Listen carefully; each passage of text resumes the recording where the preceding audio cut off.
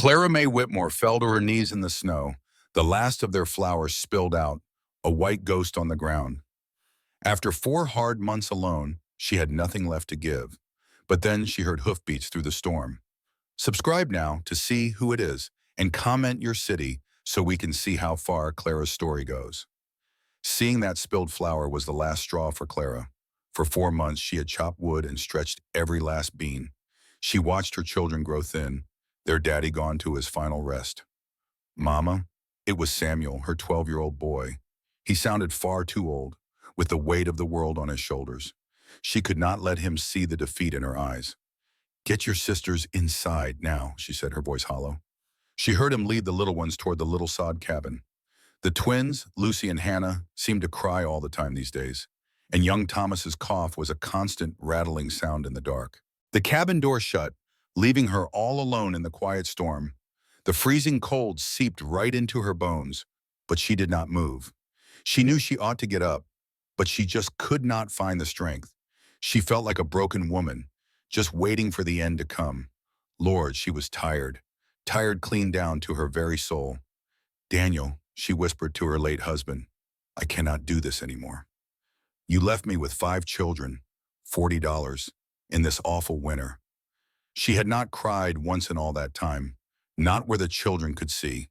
But now she wept until the tears froze right on her cheeks. Her hands grew numb in the snow. Then she heard the horse again. It was Josiah Callahan, pushing his horse on through the blizzard. Any sensible man would have found shelter and waited for the storm to pass.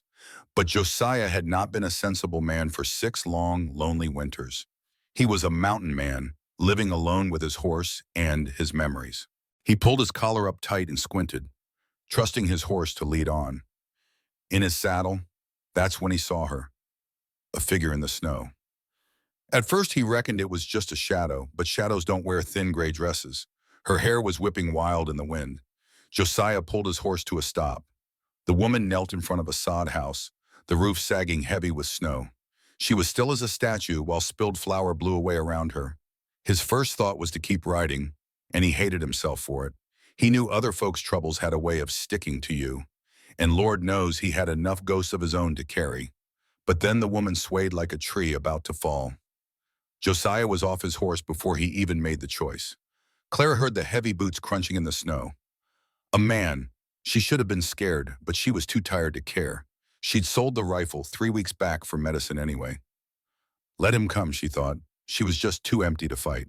Ma'am. The voice was low and rough, like it was hardly ever used. You're gonna freeze if you stay down there. He paused. Can you hear me? That second question made her lift her head. He stood a few feet away. He was a big man, his coat worn out and his eyes full of old sorrows. Snow was caught in his dark beard. He was weathered by hard living. I can hear you, Clara said, her voice hollow. I'm just done. The man blinked. That was not the answer he was expecting. He looked past her at the sorry house and the flower dusting the snow. She watched him put the whole sad picture together in his mind. Clara braced herself for the look of pity she had grown to hate. But what crossed his face was not pity. It was understanding. How many are inside? He asked, his voice steady. Children? Her throat tightened up. 5, she finally whispered. His jaw clenched. When was the last time y'all ate? Her silence was the only answer he needed. Then he did something that made no sense at all. He took off his own coat and laid it across her shoulders. Before she could finish, it was heavy wool and it smelled of pine smoke and horses. It was a strange but not bad smell. You will freeze, she said. I am bigger than you. He knelt in the snow, his face level with hers. She could see the gray in his beard and a small scar over his left eye. His gaze was steady, not like other men. Can you stand? He asked. It was a simple, direct question. Something about his tone made her want to trip on. Clara put her hands on her knees and pushed up.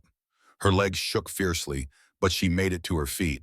She stood there in the snow, wearing a stranger's warm coat. He stood nearby, ready to catch her, but he did not touch her. What is your name? She asked. Josiah Callahan. You live around here? About 3 miles up the mountain. 3 miles. She had never seen him before. Do you always stop for strange women in a snowstorm? A corner of his mouth twitched. Only for the ones still fighting. She knew she should thank him and send him away. She and her children were her own problem. Men did not offer help without wanting something in return. They always wanted something. But his coat was so very warm. I have nothing to pay you with, she said plainly. I do not recall asking for any payment. Then what do you want? He paused for a moment. Right now, he said, I want to get you and your children somewhere warm. When they entered the small home, the children were huddled by a tiny fire Samuel had made. He was a good, smart boy, but the little room was almost as cold inside as it was out. 5 pairs of frightened eyes turned to her, then to the large man behind her.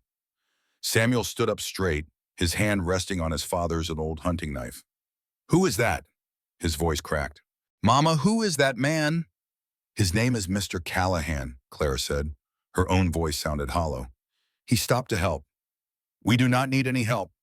The boy's chin stuck out, stubborn like his father's. The same fire was in his eyes. We have been doing just fine. Just then, little Thomas began to cough again.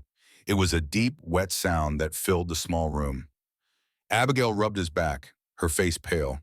The youngest twins just held each other, knowing only that something was very wrong. Josiah did not answer Samuel's challenge. He just looked around the little sod house. His gaze saw everything: the empty flour bin, the last few pieces of wood, the pile of thin blankets they used for beds. And he saw the children, all of them so thin, with hollow, hungry eyes, and patched until they were more thread than cloth. His face was stone, but his eyes softened. You got any kin nearby? He asked. Clara just shook her head. She knew she should give back his coat and tell him to leave. There is no one, she said. We are the last ones out here. Josiah nodded. My cabin has room, he said, and plenty of food. Samuel's eyes widened. We are not going anywhere with you. He could be anyone, Mama. Josiah's voice was calm. The boy's right. He looked at Samuel, man to man. You are right to be careful. Only a fool trusts a stranger. Samuel kept his hand on his knife, but he was listening now. But that little stove will not keep you warm, Josiah continued. He glanced at Thomas. And that cough needs a warm room and hot food. Just then, a terrible wet cough shook Thomas from head to toe. Clara rushed to his side, her hand on his heaving back. It hurts, Mama, he whimpered. I know, sweet baby. I know. She looked up at Josiah. His gaze on Thomas was sharp with a familiar pain. There's a doctor in town, he said quietly. I can take him. I do not take charity, Clara said, her jaw tight, and I cannot repay a loan. Josiah was quiet for a long moment, and his voice became softer. I had a son once, he said, nodding toward Thomas. He would have been about his age. He never took his first breath. His mama did not make it either. The cabin went silent, except for Thomas's shallow breathing. Clara looked at this rough man and finally saw the deep sadness he carried. It was a grief she knew well, a weight she carried every single day. I'm sorry, she whispered, the words feeling too small. It was a long time ago. He looked toward the small fire. But I know what it is like to watch someone fade away, and I will not do it again. Samuel's face had changed. You mean it? His voice cracked. You would really help us? I would not have offered if I did not mean it. Clara knew she should say no. Kindness from a stranger always had a price. But as she looked at Thomas, pale and struggling for air, she knew this was their only chance. He coughed, and a speck of blood landed on his palm. Clara saw it. Something inside her shattered all over again. All right, she whispered. Samuel asked, Mama, are you sure? She stood on shaky legs. Pack what we need. Only what we can carry, she added. They were gone in less than an hour. There wasn't much to pack anyway. A quilt for each of them and the family Bible. A photo of Daniel from 2 years ago, back when his eyes still had a light in them. Her mother's wedding ring, worn thin as paper. The children moved in a tired silence. Thomas sat wrapped in blankets, too weak to help, while the twins watched with scared eyes. Samuel packed like a little soldier, even strapping his father's knife to his belt. He carried the heavy axe over his shoulder while Josiah helped load the wagon. It was his own wagon, Clara realized. He worked hard without saying a word. He lifted the heavy items and tied down the canvas cover to keep the snow out. When it was time, he lifted Thomas into the wagon bed, as gentle as could be. "Y'all will be warm back here," he told the children. "There is straw and blankets." The twins scrambled in after him, and Abigail helped them get settled down. Samuel hesitated, looking back at their sod house. "We'll come back," Clara said. She didn't know if it was true. Samuel didn't answer, he just climbed inside. He pulled the canvas closed, and Clara stood alone in front of her home. The home where she'd given birth, buried children, and watched her husband fade. The place that was everything was now just a pile of dirt and broken promises. "You all right?" It was Josiah's voice. He stood waiting with the reins. "No," Clara said honestly, "I am not." He just nodded like he understood. "You can ride up front," he offered. "It is warmer out of the wind." A part of her knew she should say no, but she was so very tired of being strong. Clara walked to the wagon and let his rough, calloused hand help her up. He climbed up beside her and draped a heavy buffalo hide over both of their laps. The wagon lurched forward into the snow. Clara did not look back. The snow had let up a little, but the wind still bit hard at their faces. She huddled under the hide, watching the endless, white landscape roll past. Everything looked the same, just the dark skeletons of trees and frozen creeks. But right then, she just felt numb. "How long were y'all out there alone?" Josiah's quiet voice made her jump. "4 months," she said. "Your husband, the sickness took him slow." She looked down at her chapped hands. "He tried to teach me everything. How to hunt, how to fix the roof. I thought I was ready." "Nobody is ever ready for that," Josiah said. And he sounded like he knew. He said no more, and she didn't push it. The horses just kept walking through the snow. From the wagon bed, Clara could hear her children whispering quietly to each other. Their rough breathing filled the silence. "Why did you stop?" she asked him suddenly. Josiah glanced over. Most folks would have just kept on riding. He was quiet for a good while. "You looked like you were giving up on things." "I was," she admitted. "I know," he said, his eyes ahead. "I have worn that same look myself. I reckon I would have died in it too if someone hadn't stopped for me." It felt like the start of an old story her grandmother used to tell, the kind where love fixes everything and the future is bright. But Clara no longer believed in those. "I cannot promise you anything," she said, her voice flat. "All I can do is work hard. I promise I will not be a burden." "I do not recall asking for any promises." "Then what is it you want, Mr. Callahan?" He spoke so softly she almost missed it. "Just someone to share the quiet with." Clara did not know what to say to that, so she said nothing at all. They rode on as the day faded, a buffalo hide shared between two strangers, and up ahead a cabin waited, holding the terrifying chance of a little hope. It was not much, just rough logs and a stone chimney stack, but smoke curled from it, and to Clara's tired eyes, it looked just like a palace. Josiah pulled up to the porch. "Y'all stay here," he said. "I will get the fire built back up." Clara heard him moving around inside, stoking the flames back to life. He came back and lifted Thomas down, carrying the boy inside like he was a feather. Her other children followed in a daze, and Clara was the last to go in. The cabin was warm, a real deep warmth from a fire roaring in a huge stone hearth. A rough, solid table sat by the window, and two beds with thick quilts filled the corners. It was simple and bare, but Lord, it was warm and it was safe. "Got some hot stew on," Josiah said. "Bowls are on the shelf." Samuel headed straight for the warmth. Abigail, always practical, was already getting bowls. The twins were already asleep. Thomas sat by the fire, wrapped in a blanket. His breathing was rough, but his color was better. Josiah had placed him just right. Clara watched this stranger move around his own home, taking care of her family. A dangerous feeling began to stir in her chest. It felt a lot like hope. "Don't you dare start hoping," she told herself. "Mama," Abigail said, holding out a bowl. The 9-year-old looked at her with that stubborn chin. "You need to eat." Clara took the bowl, her hands trembling. "Thank you, honey." "Mr. Callahan says he'll take Thomas to town for a doctor tomorrow." Abigail's lip quivered. "He says Thomas will be okay." Clara pulled her daughter into a hug. The stew nearly spilled, but she didn't care. "He's going to be okay." "Yee," Clara whispered back, but she did not believe it. But for the first time in a long time, she wanted to. Later, with the children asleep and the fire low, Clara stood on the porch. Josiah came out and stood beside her. He stood there in just his shirt, not seeming to mind the cold. "Are they all asleep?" he asked. "Most of them." "Samuel's on watch," she said with a small smile. "He does not trust you." Josiah nodded. "Smart boy." They stood in the quiet for a moment, just watching the snow fall. "I meant it," Clara said finally. "I will work to earn our keep." "Claire," he said the first time he used her name, "you do not have to earn anything." His voice was low. "You just need to rest." She let out a short, broken laugh. "I do not know how," she admitted. "Then it is time to learn," he said, his eyes gentle. "You have got a roof, a fire, and someone watching the door. Let that be enough for tonight." Clara wanted to argue. She could not just stop and rest. She had been wound so tight for so long. If she let go, she might just fall to pieces. All the fear and pain would come pouring out. But Lord, she was tired. "All right," she whispered, "just for tonight." She turned back to the cabin. "Tomorrow," he agreed. Inside, she sank into the chair by the fire. The warmth felt like a hug. She could hear Thomas's breathing, a little easier now.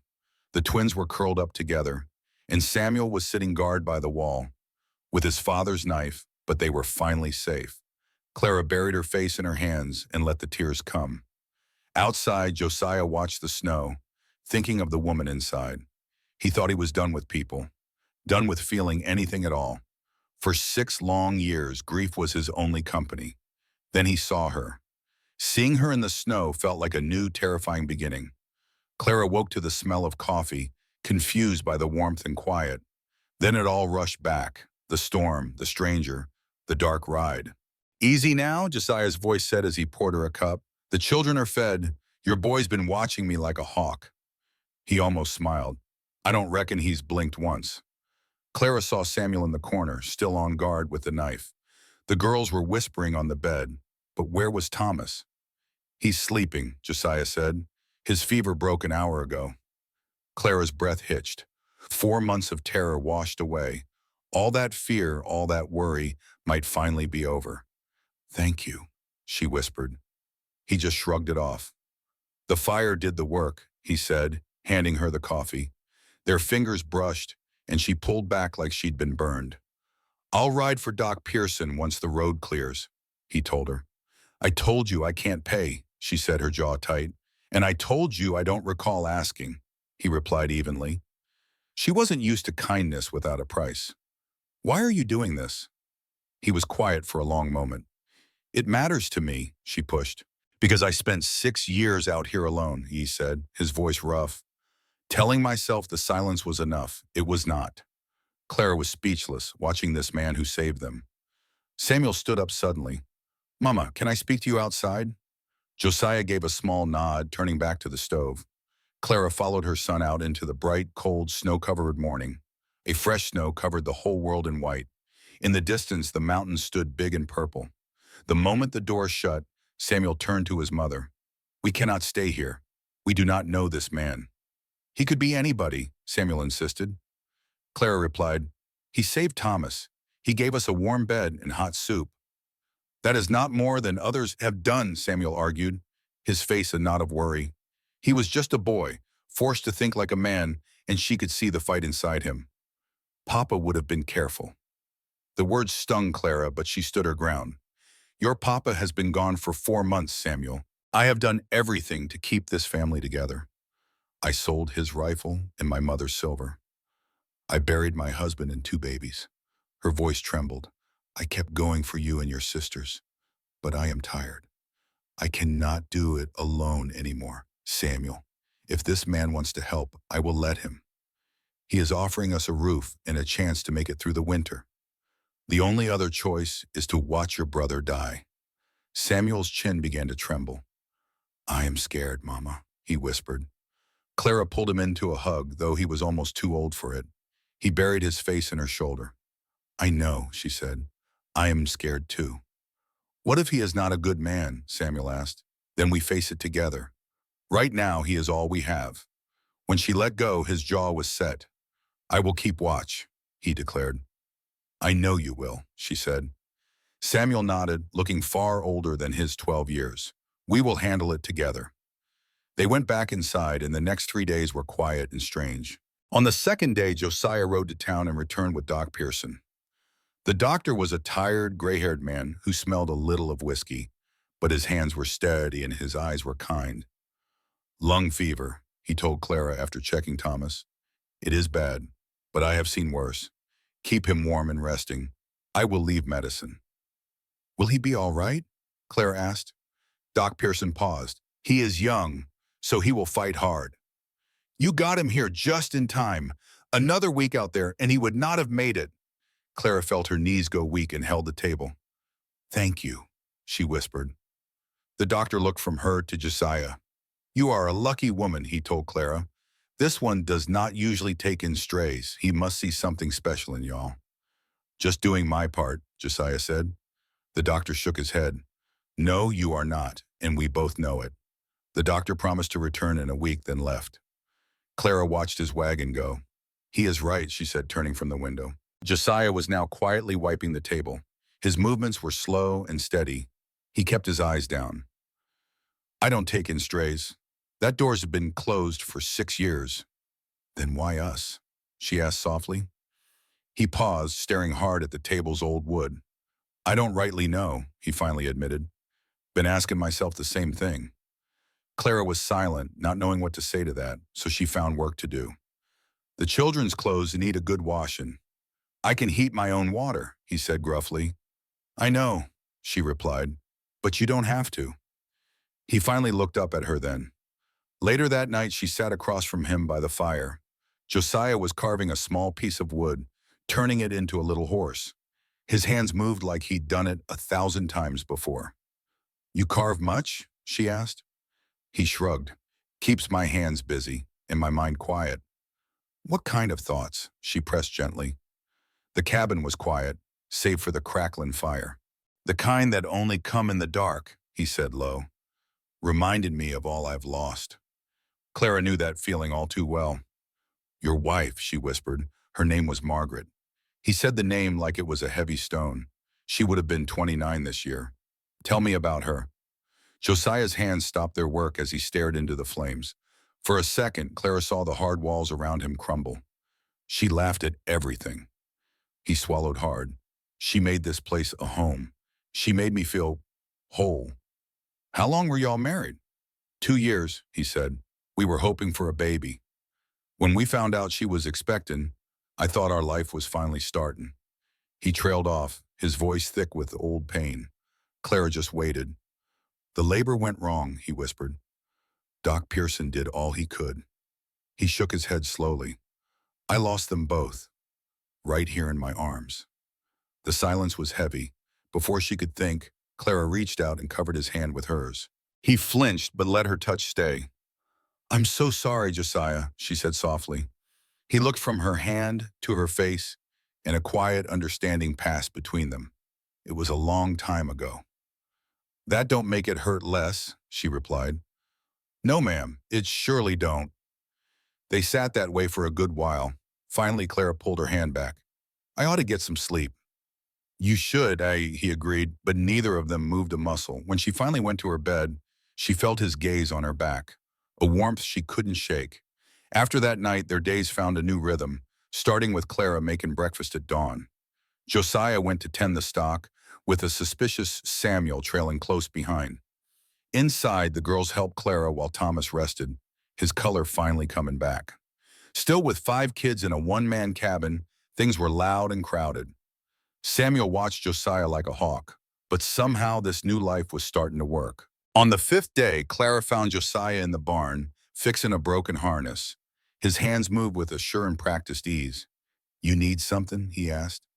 I wanted to talk, she said, stepping inside out of the wind. The air smelled of hay and leather. About how long we can stay here. He paused his work. I told you, as long as you need. That's not a real answer. He finally looked up at her. My name's Josiah. I reckon we're past Mr. Callahan. Her cheeks flushed. Josiah, then. I need to know what you expect in return for all this. She motioned to the barn and the cabin. A man doesn't do all this for nothing. There's always a price. Josiah set down the harness and wiped his hands on his pants. "What did your husband do to you?" he asked plainly, "to make you think every man has an angle?" The question stunned her. Daniel was a good man. "I didn't ask if he was good. I asked what he did." No one had ever asked her that. No one had ever truly seen her past the widow's grief. "He left," she finally said. "He got sick, and he just gave up fighting. He faded away and left me to hold it all together." "That's not on you, Clara." Her eyes burned with unshed tears. "I know that, but I couldn't make him want to stay. I wasn't enough to make him fight for his life." Josiah stepped closer, his presence warm and steady. "Clara," his voice was gentle, "you kept 5 children alive on pure grit and stubbornness. You carried them when you had nothing left. You never gave up." He held her gaze. "If that ain't enough, I don't know what is." She felt seen, truly seen, for the first time in what felt like forever. "I don't know how to trust a man anymore," she admitted in a whisper. "Then don't. Not yet. Just stay and rest. The trust can sort itself out later." He gently brushed his fingers against her cheek, then stepped away. He picked up the harness again. "I ought to finish this before it gets dark. The twins wanted to see the horses. Maybe you could bring them out." Clara just nodded, unable to speak. Cabin, her cheeks still warm where he'd touched her. That night, Clara dreamed about Daniel. He stood at the foot of her bed, thin and pale like he had been in those last tough weeks. His eyes were deep sunken, but he was smiling. "You're gonna be okay," he said. "I miss you." "I know, but you don't need me no more." She woke with tears on her cheeks and Josiah's name on her lips. In the corner, Samuel was watching her. "You were talking in your sleep," he said. "Sorry, did I wake you?" He just shrugged. "I wasn't really sleeping anyway." Clara sat up. The fire had burned low, casting long shadows all over the cabin. Everyone else was asleep. The twins were curled up, Abigail laid back, and Thomas was breathing easier than he had in weeks. "Come here," Clara said real soft. Samuel hesitated, then crossed the room and sat on her bed like when he was little and scared of thunderstorms. "I've been thinking," he said. "About what?" she asked. "About Mr. Callahan, Josiah." He looked down at his hands. "He's not what I thought." "What did you think?" "I don't rightly know. That he was like them other men, the ones that showed up after Papa died, looking at you like—" He stopped and his jaw clenched. "Like you was something to be taken." Clara's heart ached. Her boy had seen too much, knew too much. "He's not like that," Samuels went on. "I've watched him. He don't look at you like that. He looks at you like—" He stopped again, struggling to find the words. "Like you're a person, not an object. Ain't that something?" "Yes," Samuel said fierce. "Yes, it is. 'Cause nobody else ever did. Not the men in town, not the neighbors, not even Papa at the end. But Josiah does." Clara pulled her boy close. "I don't know what's coming next," she said. "We might stay here, maybe head back to the homestead come spring, or find someplace new. But I do know this." "What?" "You don't have to be my protector all the time. You're still just a boy, Samuel. You're allowed to be one." He was quiet a spell, then so soft she almost missed it. "I don't remember how." Clara held him tighter and let him cry. Next morning something changed. Samuel came to breakfast with no father's knife for the first time since they'd come. He sat down across from Josiah and looked him straight in the eye. "I want to learn," he said. Josiah set down his coffee cup. "Learn what?" "Everything. How to fix things, how to hunt, how to care for the horses." He swallowed hard. "Papa tried teaching me, but he got sick and couldn't finish. I need to know how to take care of it all, in case—" He didn't finish, didn't need to. Josiah nodded slowly. "All right then. All right, you're serious about learning, I'll teach. But I don't deal with half measures. You start something, you finish it." "Understood." Samuel sat up straighter. "Yes, sir." "Don't call me sir. That makes me feel old." "Okay, yes, ma'am." Clara smiled softly from the stove, her heart swelling with pride. Across the table, the twins were giggling at something Abigail whispered. Thomas was actually eating, not just pushing food around. For the first time in 4 months, her family looked whole again. Josiah caught her eye. The corner of his mouth twitched. More coffee? He asked. Yes, please. He poured her a fresh cup, and she pushed her food around her plate, feeling like for the first time in 4 months, her family's heartbeat was steady again. Josiah caught her gaze. A little grin tugged at his lips. Want some more coffee? He asked. Yes, please. He filled her cup, and they shared a quiet moment.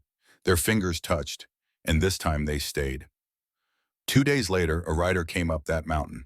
Clara saw him first, a dark shape moving through the snow, and her heart nearly stopped. Josiah was right there beside her. I see him. Now who in the world is that? Stay inside with the children, said his voice firm. You stay in Madagui, Clara. She wanted to stand with him, but her children were behind her, and they came first. She went in and watched from the window as Josiah walked down to meet the man. The rider was an older fella with a hard posture that spoke of stern authority. She couldn't hear their words, but she saw Josiah's back go stiff as a board. Then the rider looked up toward the cabin, his eyes landing right on her. A cold feeling slithered down her back. Josiah returned, his eyes blazing with a quiet fire. Who was that? She asked the moment he came inside. A man from town? A preacher, Josiah said. He's looking for Clara Whitmore. Says he's your brother-in-law. The world just dropped from under her feet. Ezekiel? Daniel's brother? We haven't spoken in years. They had a falling out before we moved west. Her hand shook.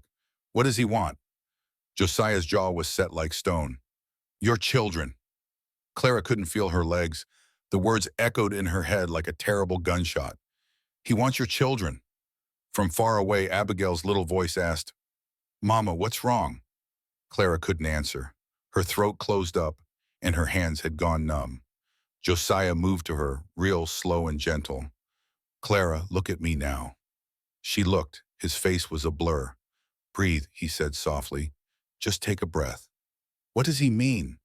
Samuel stepped forward, his own voice tight with fear. What does he mean he wants us? Josiah kept his eyes locked on Clara's. He has papers, he said, signed by a judge in Cheyenne, claims you're an unfit mother. That's a lie. Her voice was a cracked whisper. When? He's coming back for them tomorrow. Said he'd give you time to say goodbye. Then something inside Clara snapped. It was not defeat. It was defiance. No, her voice was stronger now and steady as a rock. He will not come here with his papers. He will not take my children from me. Not after everything we have survived. Not after I buried their father and kept them alive through a winter that should have taken us all. She was shaking, but not from fear anymore. It was from a pure and righteous anger. He can take those papers and burn them for all I care. These are my children, and no judge in Cheyenne is going to tell me I'm not fit to raise them. Josiah just watched her. A look of pure respect crossed his face. What do you aim to do? He asked. I'm going to fight. You could lose. She lifted her chin. I've been losing for months, but I'm still here. Let him try. Samuel stepped right up beside his mother, his jaw set as hard as a rock. I'm with Mama, he declared. Abigail was next. Then the twins grabbed hold of Clara's skirt. Even little Thomas, pale as a sheet by the fire, pushed himself to his feet. We're all with Mama, he said. A bad cough shook him, but he refused to sit, swaying with his tiny hands balled into fists. Clara's heart swelled looking at her fierce little family, and tears started to burn her eyes. Josiah's voice was low. All right then, we fight. That night, sleep was a stranger to Clara. She sat by the fire, her mind racing. Ezekiel had money and power back east. He was a preacher with a respectable name that people trusted. And her? She had a borrowed cabin, 5 hungry children, and a stranger's charity. It felt like nothing. She knew it wasn't enough, but she would fight all the same. You should get some sleep, Josiah said from the shadows. He was in the corner, cleaning his rifle, the firelight catching the gray in his beard. I can't, Clara admitted. Every time I close my eyes, I see him taking them from me. That is not going to happen, he said quietly. You don't know that. No, I suppose I don't. He set down the rifle. But I know grit when I see it. Any man who thinks he can break you is a fool. Her chest felt tight. You hardly know me. He just said, I know enough. But what if I lose? She asked. Josiah crossed the room and knelt down in front of her. He was so close she could see the flecks of gold in his warm brown eyes. Then we will figure out what to do next, together. You're not facing this alone, Clara. I'm standing with you, no matter what happens. Why, Buhai? She whispered. Because I gave you my word. She looked at this quiet, kind man who had opened his home to her family. He had saved her son and asked for nothing in return. She felt her defenses finally start to crumble. I'm so scared, she whispered, the words barely making a sound. That's a good thing. It means you have something worth fighting for. A shaky breath escaped her. I don't know how to do this. His hand gently took hers. Yes, you do. You have been doing it your whole life. She clung to his hand like it was a lifeline, and for just a moment the fear backed away, making room for something that felt a lot like hope. Ezekiel Whitmore arrived at high noon in a fancy black carriage, pulled by two fine bay horses. He stepped out all high and mighty, looking like a man who figured God was on his side. Clara had not seen Daniel's brother in 5 long years. He had gotten older, but not a bit kinder. His hair had more gray, but his eyes were still as cold and hard as river stones. Clara. His voice was smooth, the kind a preacher uses when he expects to be obeyed. I was hoping you had come to your senses. She stood on Josiah's porch, her back straight as a board. With her children behind her, she said, My senses are just fine in Ezekiel. That is Reverend Whitmore to you. I have earned the title. You have not earned anything from me. His lips thinned into a line. I see time has not improved your temper, and it has not done a thing for your arrogance. Josiah stepped out of the cabin to stand with her. He did not say a word, just stood there, solid as an old oak. Ezekiel glared at him. And who is this? Josiah Callahan, he said simply. This here is my land. Ah, the hermit. Ezekiel's smile was all ice. I heard you had not spoken in 6 years. A mighty interesting time to start now. It is an interesting time for you to pretend you care about your kin, Josiah replied. The smile vanished. I have always cared. I am here to save them from this degradation. Degradation? Clara's voice was sharp as a tack. You call a warm house and fed children degradation? I call living in sin with a stranger degradation. I call abandoning your own home a disgrace. While I what? Clara stepped forward, her eyes blazing. While I did whatever it took to keep them alive? While I sold everything I owned for medicine? While I buried my own husband alone? You could not even be bothered to come, she said, her voice shaking with anger. Daniel wrote to you when he got sick. He begged you for help. You never even answered him. Ezekiel's face went stiff. That is a family matter. So is this. And you lost the right to call yourself family when you turned your back on your brother. They faced each other, the bad blood of years hanging in the air between them.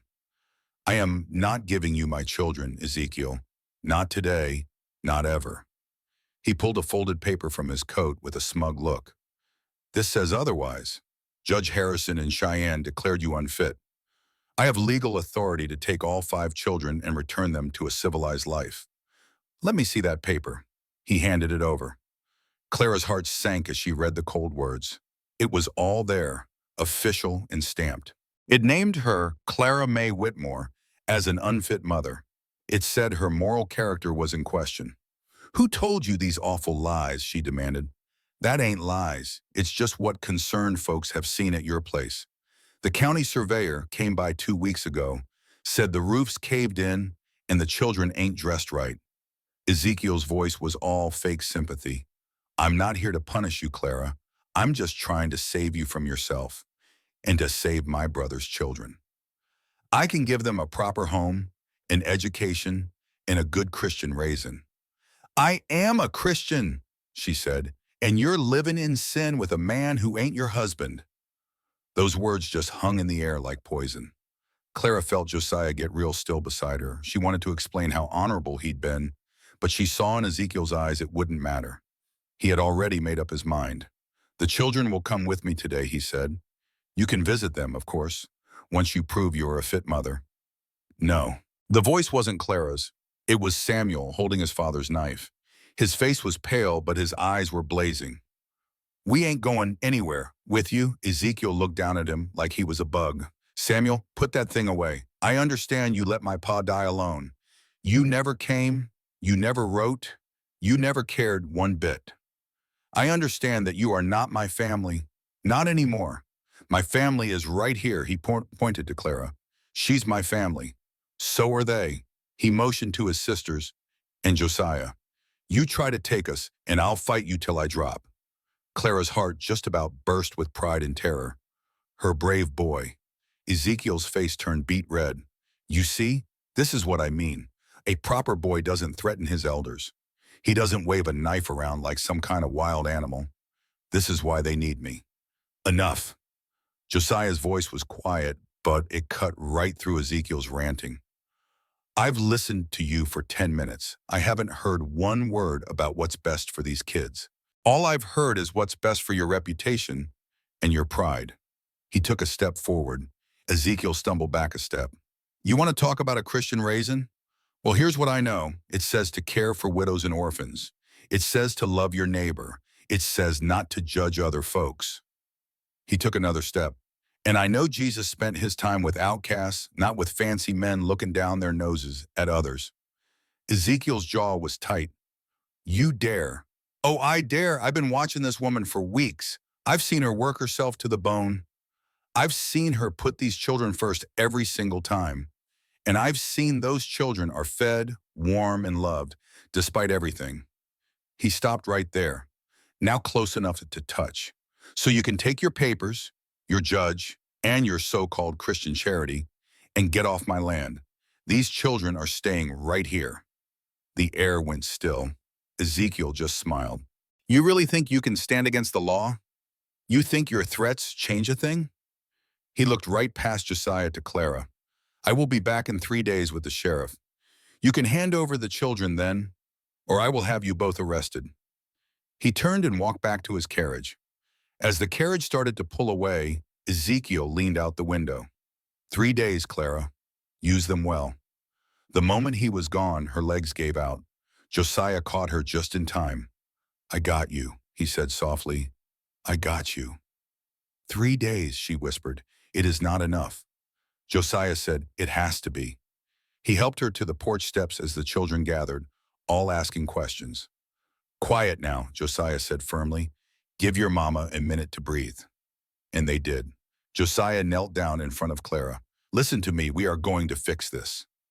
You cannot fix the law. The law is not always right. That judge's order is based on old lies, things that are not true anymore. But what's true does not matter, only what is on that paper. Then we get a different paper. How, she asked. Doc Pearson, he was just here. He saw how healthy these children are.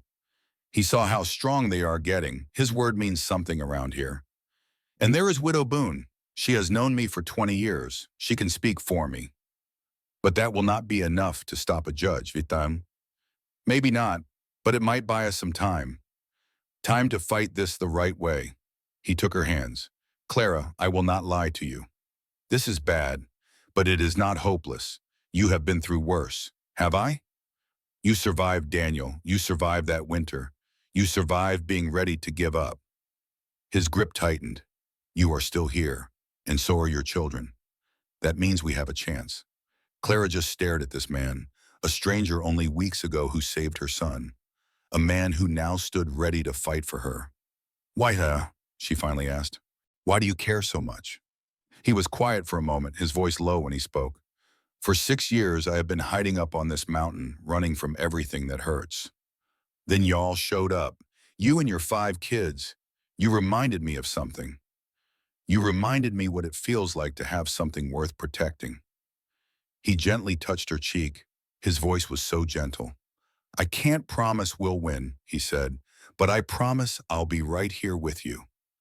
As long as you want me. Tears filled her eyes. I want you, she whispered back. He leaned his forehead against hers, and they just stood there, breathing in the quiet. But then Samuel's voice cut through the air. So what is the plan? Clara pulled back, wiping her eyes, and looked at her determined son. The plan, she said, her voice now steady as a rock, is to fight. The next 3 days were a whirlwind of activity. Josiah rode out before sunup each morning. He came back each night, tired to the bone, but with more good news. Doc Pearson wrote a letter, he told her. Says Thomas and the children are healthy, and Widow Boone is on our side. She said she would be happy to testify. It seems she had been waiting for a chance to put Ezekiel Whitmore in his place.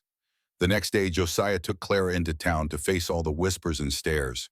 He said folks needed to see she was not the broken woman Ezekiel claimed.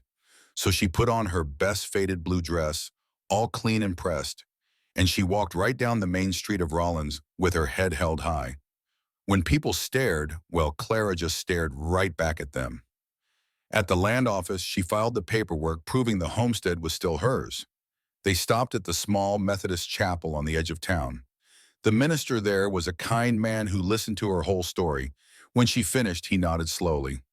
I will speak to the circuit judge for you. He hesitated for a moment. But there is something you should consider. If you were a married woman, dear, he said softly, the law would see this differently. A husband of good standing in the community. Well, that changes everything. Clara felt Josiah go still right beside her. Thank you, Reverend, she said. They rode back to the cabin in complete silence as the sun began to set. The minister's words just echoed in her mind. If you were married. Josiah finally broke the silence. Clara, you do not have to do that. We will find another way.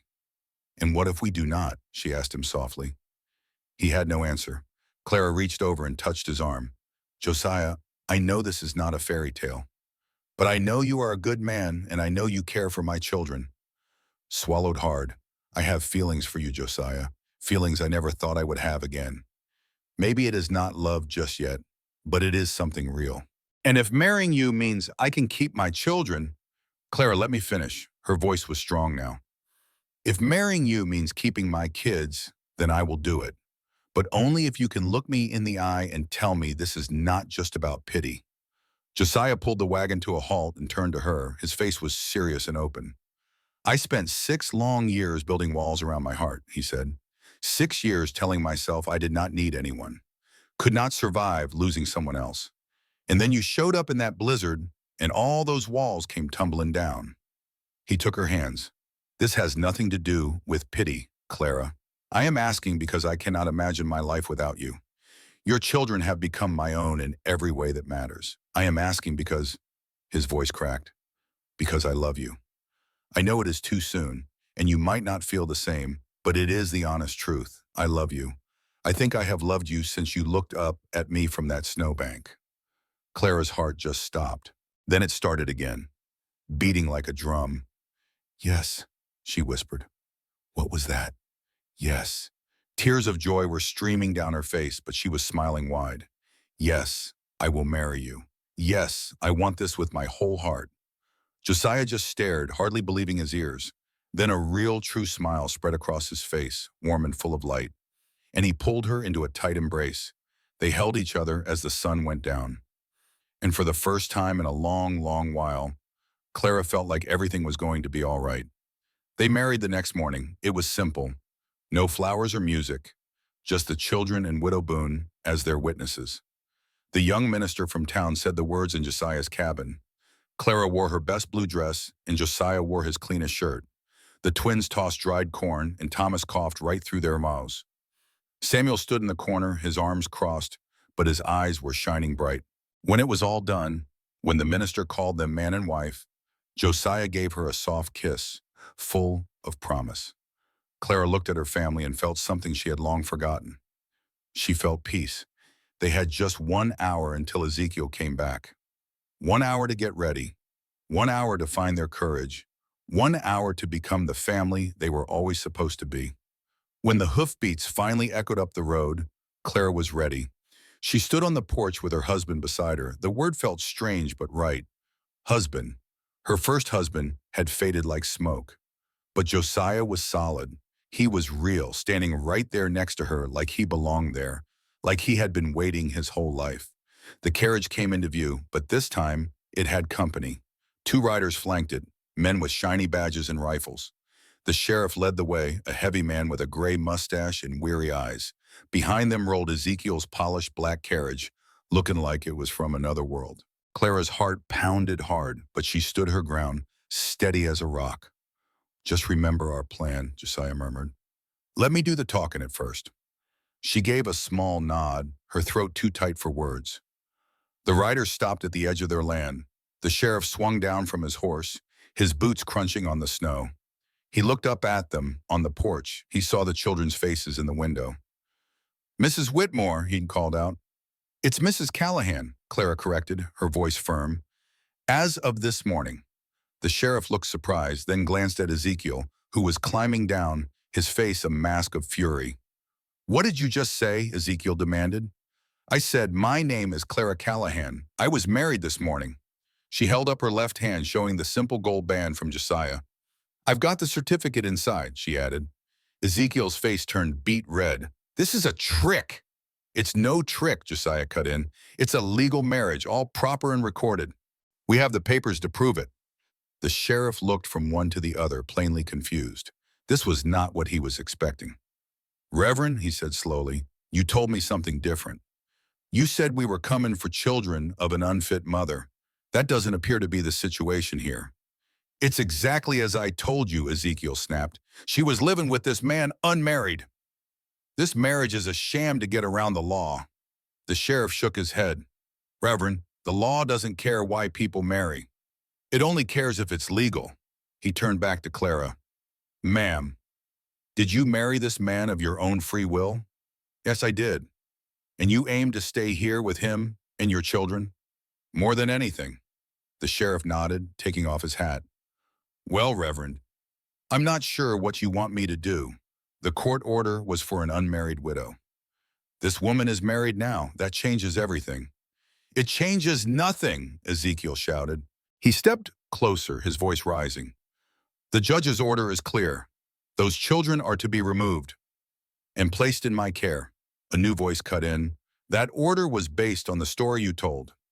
Doc Pearson stepped out from behind the cabin where he had been waiting. A story that wasn't entirely true. Ezekiel glared at him. And just who are you? I'm Henry Pearson, the doctor for this territory. I've been treating the Callahan boy. He's been getting over lung fever for the past 2 weeks. The doctor held up a paper. I have a report for you, Sheriff. These children are healthy and well-fed, better cared for than most. Ezekiel scoffed. That's just one man's opinion. Ezekiel just waved it off. That is just one doctor's opinion. Doc Pearson's voice cut in, sharp as a tack. And I will testify to it in any court, sir. As will I. Widow Boone appeared, her eyes as hard as Texas rock. She stood right beside Clara, planting her cane firmly on the floorboards. Martha Boone, she told the sheriff, I have lived here for 32 years. I knew Josiah Callahan's own father, and I have been here 3 times this past week. My assessment, she said, is that Clara Callahan is one of the finest mothers around. She survived a winter that would have broken most men, all on pure grit. She stared a hole right through Ezekiel. That is more than I can say for some folks. Ezekiel's face turned beet red. This is absurd. They are all lying together. Lying? The sheriff's voice had turned to ice. Reverend, you made me ride 2 hours up here to take this woman's children. You claim they were starving and that she was an unfit mother. What I see is a clean home, healthy kids, and a newly married woman. He put his hat back on. I do not break up families over one man's personal grudge. This is not a grudge. It is about the children's welfare, Ezekiel sputtered. Is it? Clara finally spoke up. Or is this about punishing me, Ezekiel? You never could forgive that I convinced Daniel to come west instead of staying back home. You blamed me when he fell ill, and you blamed me when he passed on. Now you want my children because you cannot stand to see me find happiness. The words just came pouring out of her, full of years of held-back pain. You preach about charity, but where was yours when your own brother was dying? You abandoned Daniel because your pride would not let you admit you were wrong. Do not interrupt me, Clara's voice snapped. I am not finished. I buried my husband with my own 2 hands, digging in frozen ground. I held my babies while they cried and told them their pa was in a better place. And I kept going, day after day, because that is what a mother does. Tears were streaming down her face now. So you can stand there in your fine coat, but you do not get to tell me I am unfit. You do not get to take my children. And do not you pretend this is about anything other than your own foolish, wounded pride." The air went dead silent. Ezekiel just stood there, completely stunned. For once in his life, the man had nothing to say. The sheriff cleared his throat. He turned to Ezekiel and said, "Reverend, I won't be enforcing this order. If you want to take this further, you'll have to get a new order from the judge. Until then, these children are staying right where they are." "You can't do this," Ezekiel sputtered. "I have the law on my side." "The law is for protecting people, Reverend, and these folks need protecting from you." The sheriff got on his horse and gave his deputies a nod. "We're done here," he said, and the three of them rode off without a look back. Ezekiel was left standing alone, his face a mask of pure fury. "This isn't over," he muttered. "Oh, it is," Josiah said, stepping in front of him. "You try anything else and you'll have to answer to me." "Is that a threat?" Ezekiel sneered. Josiah's voice was low. "It's a promise." Ezekiel finally backed down, climbing into his carriage. "You'll all regret this." "God sees what you've done," he yelled. Clara replied, "So do I, and I'm not ashamed." The carriage rattled away, its sound fading down the mountain. Clara watched until there was only the sound of the wind. Her legs gave out, but Josiah caught her just in time. "I've got you," he said, just like he did that first day. The children rushed out of the cabin, all talking at once. They surrounded their mother, confused and relieved. "Is it really over, Mama?" Abigail asked, her eyes wide. Clara hugged her daughter tight. "It's over, baby. It's finally over." Samuel walked slowly up to Josiah, looking up at him. "Thank you," the boy said quietly, "for standing up for us." Josiah put a hand on his shoulder. "That's what family does." Samuel threw his arms around Josiah, and a weight finally lifted from Clara's heart. That night, they had a small celebration with stew and bread. It felt like a banquet. The cabin was full of laughter and life. Even Thomas was smiling again. Doc Pearson and Widow Boone joined them, sharing in the simple, happy meal. They sat around the table, a strange but happy little family. Doc Pearson chuckled. "You should have seen the look on his face. When you showed that marriage license, I thought old Ezekiel would faint." "He had it coming," Widow Boone said with a firm nod. "That man has been a burr in our saddle for way too long." The widow's eyes softened as she looked at Clara.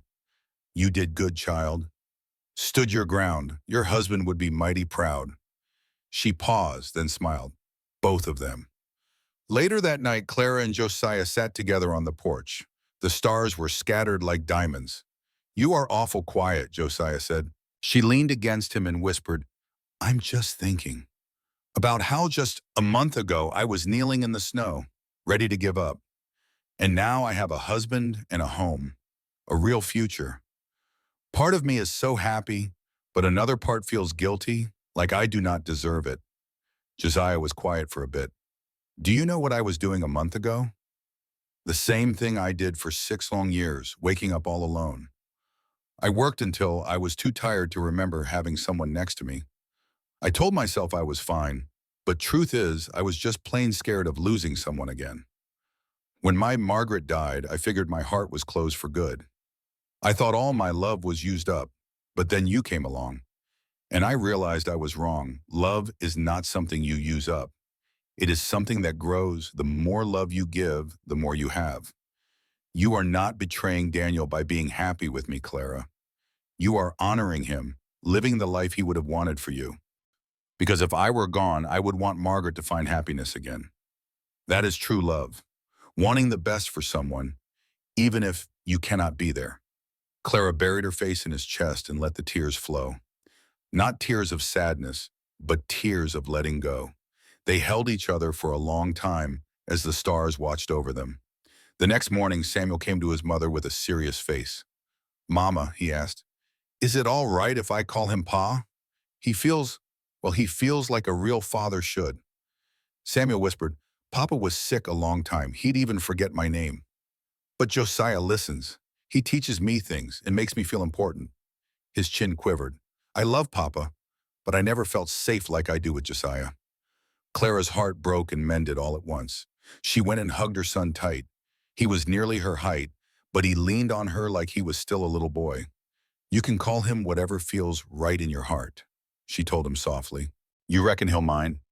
Why don't you go on and ask him yourself? Samuel nodded, then walked out into the bright morning. Clara watched him go. She saw him approach Josiah, who was splitting wood near the barn. Josiah set down his axe and knelt in the snow to look Samuel in the eye. Then Josiah gave him a real strong hug, the kind Daniel never could. Clara put a hand to her heart, finally believing everything would be all right. The weeks that followed were the happiest Clara could remember. Spring eased in, the snow melted and the days grew longer. The children ran outside, their laughter filling the air. Thomas's awful cough was finally gone. Doc Pearson declared him all better.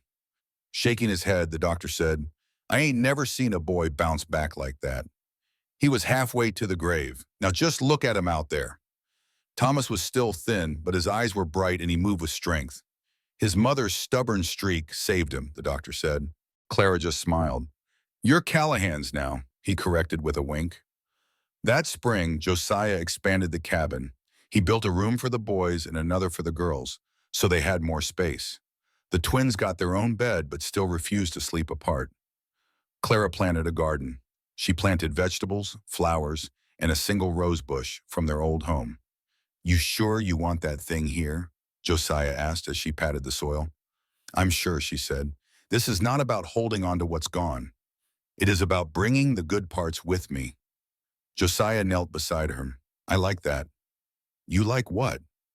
The way you always find the good in things, even in the dark. Clara really looked at him, this man who changed her life, and her heart felt full. I didn't used to, she said quietly. For a long time, all I saw was darkness. What changed? She gently touched his stubbled cheek. You really did? He turned his head, kissing her palm before pulling her up. Come on now. Samuel has a surprise for us.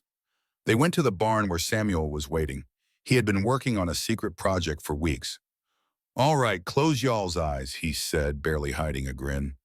Clara and Josiah shared a look, then did as he asked.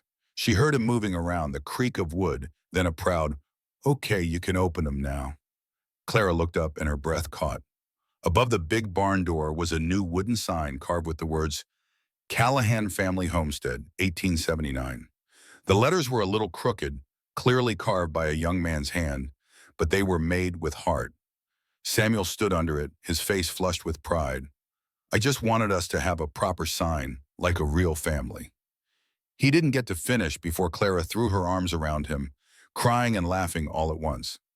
Josiah stepped in, wrapping his big arms around them both. The girls came running from the cabin, drawn by the happy commotion, with Thomas smiling right behind them. The seven of them stood there in the sunshine, a family made by choice, not by blood. A deep peace settled in Clara's soul. She was home, not just on this land or with this man, but truly and finally home. Summer came to the mountains like a warm blessing. Clara woke each morning to the sun and bird song, no longer needing quilts to block the cold. She would lie there for a moment, feeling Josiah's warmth, and listen to the children stirring. It let her feel something she had nearly forgotten. Gratitude. Just 6 months before, she had been kneeling in the snow, ready to give up everything. Now she felt more alive than she had in years. You're thinking hard again, Josiah's sleepy voice rumbled as he pulled her closer. How can you tell? You get that little worry line right here. He smoothed it with his thumb. What is on your mind? Nothing bad, she promised. Just remembering the day you found me. She turned to face him. I keep wondering, what if you had just kept on riding that day? That was never going to happen, he said softly. How can you be so sure? He rested his hand on her face. Because I reckon I was riding towards you my whole life, he said. I just did not know it until I saw you there in the snow. Clara's heart felt like it would burst. Even now, he could say things that just took her breath away. I love you, she whispered. I know. He kissed her forehead. I love you too. Suddenly, the door flew open. Mama! Pa! Lucy ran in shouting, There's a man coming up the road! Clara's blood ran cold. For one awful second, she was back in that other cabin, watching Ezekiel's carriage. But this time Josiah was right here beside her, was already up and moving to the window. "It is all right," he said, his voice full of relief. "It is just the mail carrier." Clara put a hand on her chest, trying to calm her racing heart. 6 months of peace, and every knock still made her jump. She wondered if that feeling would ever go away. "Come on," Josiah said, holding out a hand. "Let's see what he brought." The mail carrier was a young fellow named Pete, who made the rounds once a week, bringing letters and news to the scattered homesteads. He was a cheerful sort, always ready for a chat. "Got a few things for you folks," he said, handing over a small bundle of letters and catalogs. "And this." He held up a bigger envelope. It looked heavy and official. Clara felt a knot form in her stomach. "What is it?" she asked. Pete just shrugged. "Do not know, ma'am, but it has a fancy seal. Looks important." Josiah took it from him. He kept a straight face, but Clara saw the tension settle in his shoulders. "Thank you, Pete. Care for some coffee?" "Cannot today, sir. Got a lot more ground to cover," Pete said with a smile. "But I appreciate the offer." He tipped his hat and rode off, leaving them in the yard with that mysterious envelope. "Well, open it," Clara said, her voice barely a whisper. Josiah broke the seal and unfolded the letter. As he read, his expression shifted from worried to confused, then to pure wonder. "What is it, Josiah? What in the world does it say?" He looked up at her, his eyes wide. "It is from Judge Harrison in Cheyenne." Her heart just stopped. "Ezekiel?" Josiah shook his head and handed her the letter. "Here, you read it." Clara's hands were shaking as she took the paper. "Dear Mr. and Mrs. Callahan," it started. "It has come to my attention I was gravely misled in the custody case of the Whitmore children. An investigation showed that the information from Reverend Ezekiel Whitmore was exaggerated and, in some cases, completely made up. Furthermore, I have received testimony from respected citizens of your area, including Dr. Henry Pearson and Mrs. Martha Boone, all of whom spoke to the excellent care the children are receiving with you. I am writing to inform you that all previous custody orders are now void. The children, Samuel, Abigail, Thomas, Lucy, and Hannah, are legally and permanently in the care of their mother, Clara Callahan, and her husband, Josiah Callahan. Reverend Whitmore has been officially reprimanded by the court for filing a false petition. He has been ordered to have no more contact with your family and may face more trouble if he tries. I am truly sorry for any distress this has caused you and your family. May God bless you. Sincerely, Judge William Harrison, Territorial Court, Cheyenne. Clara read the whole thing 3 times. The words started to blur through her happy tears. "It is over," she whispered, looking at Josiah. "It is really, truly over." He was smiling, a big, full smile that made him look like a young man again. "We won," she said, her voice breaking. "We finally won."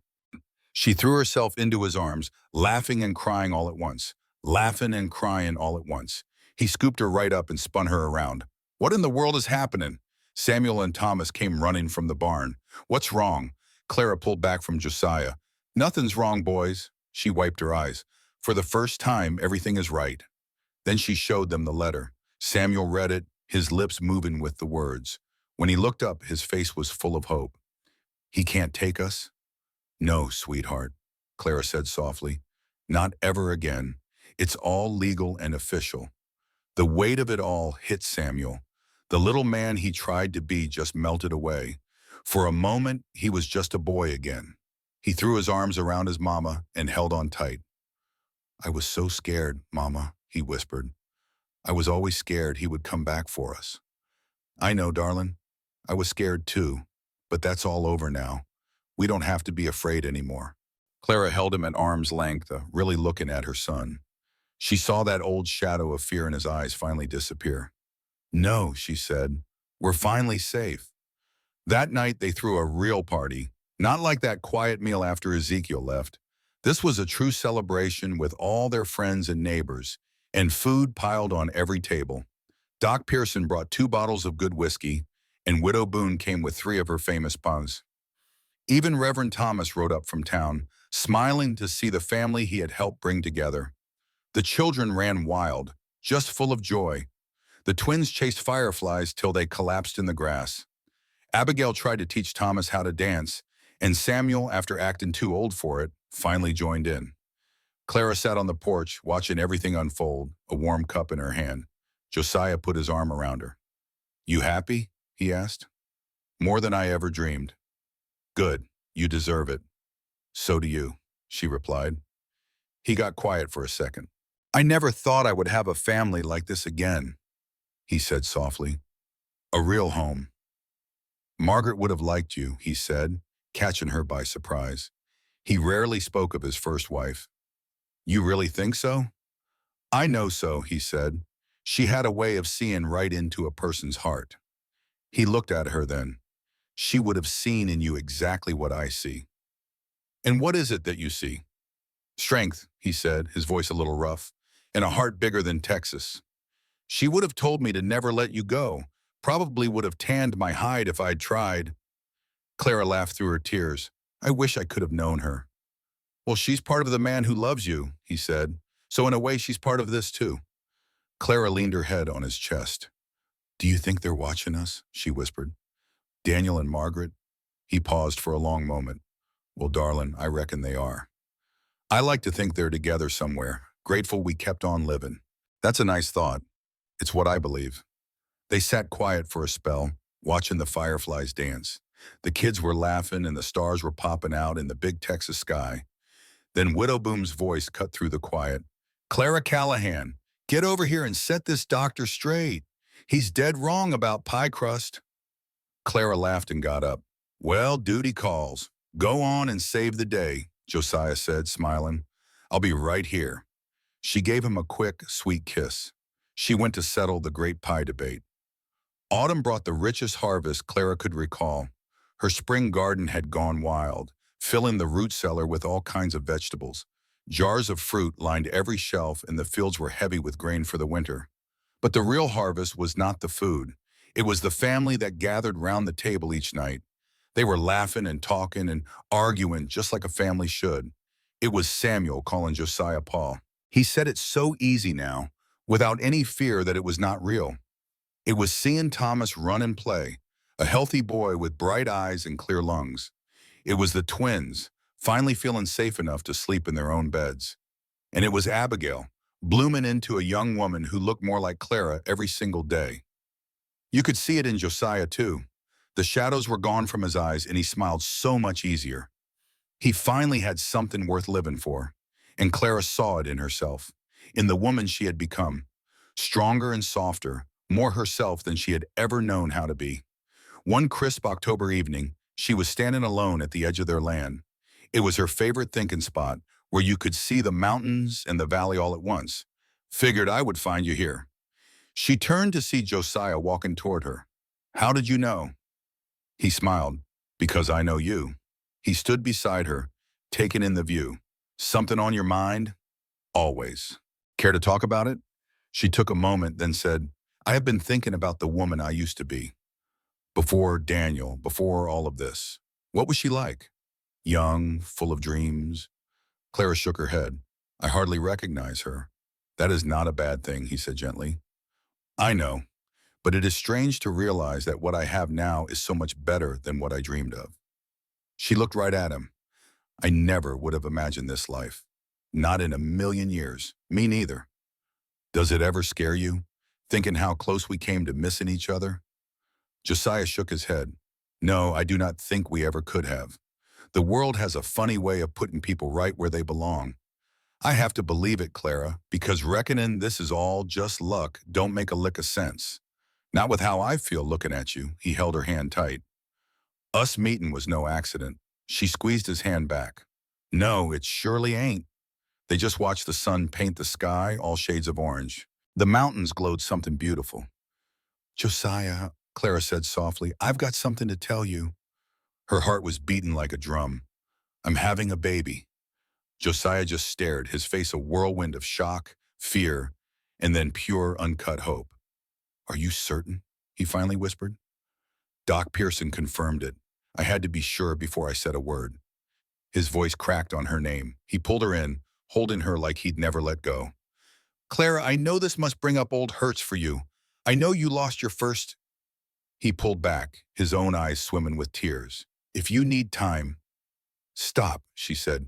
This is a gift, Josiah, the most beautiful gift. You're not scared? Terrified. He let out a rough laugh. but I wouldn't trade this feeling for anything in the world. I love you, Clara. I love you too.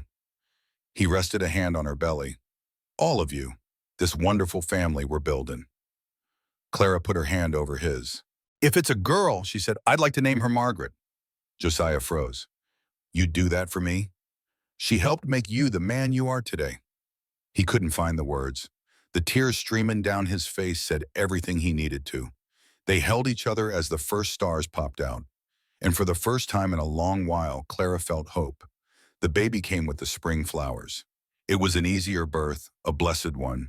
It was like the little one knew she was coming into a home full of love. Doc Pearson delivered her at dawn, with Josiah wearing a path on the porch floor. When that first little cry cut through the morning air, Josiah busted right through the door. Is she? He started. She's perfect, Clara said, tired but shining, with a little bundle in her arms. Come meet your daughter. He walked toward the bed, slow and careful, like he was on holy ground. When he saw her tiny face and dark hair, something inside him just broke wide open with love. Margaret, he breathed. Margaret Rose Callahan. Clara smiled. Well, what do you think? His voice was thick with emotion. I think she's the most beautiful thing I have ever laid eyes on. And she already has your stubborn chin. Clara laughed, then winced. Don't make me laugh, mister.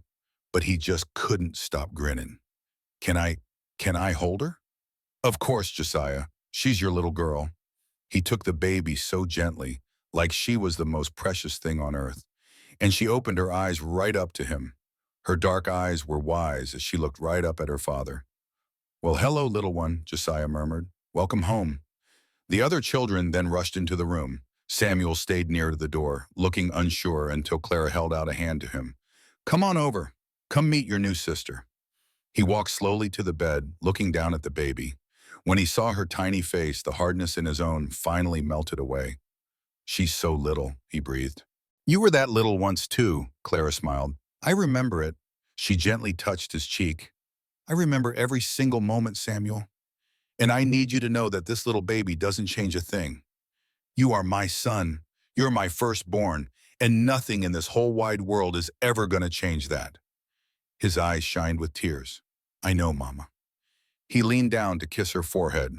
After kissing his sisters, he straightened up and looked right at Josiah. Clara's heart just about burst. Pa, can I hold her?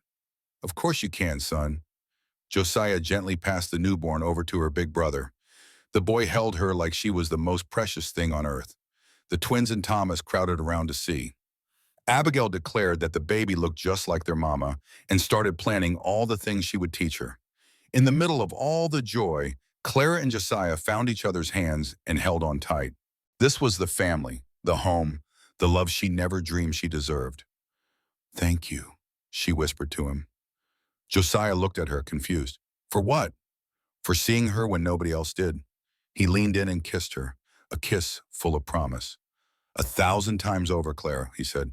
Every single time, I would always stop for you. 5 years later, Clara stood on the porch watching her family.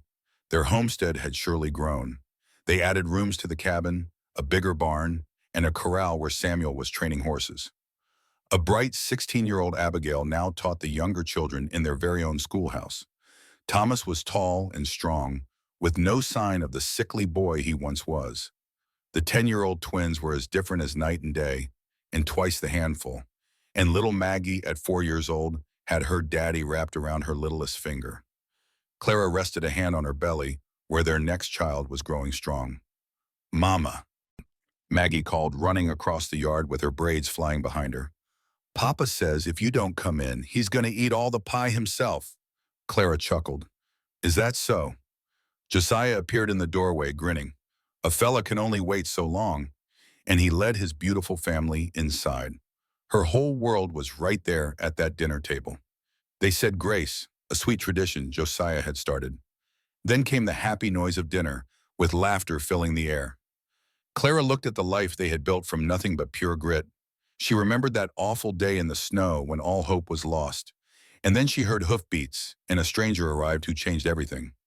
What's on your mind, darling? Josiah's voice was soft in her ear.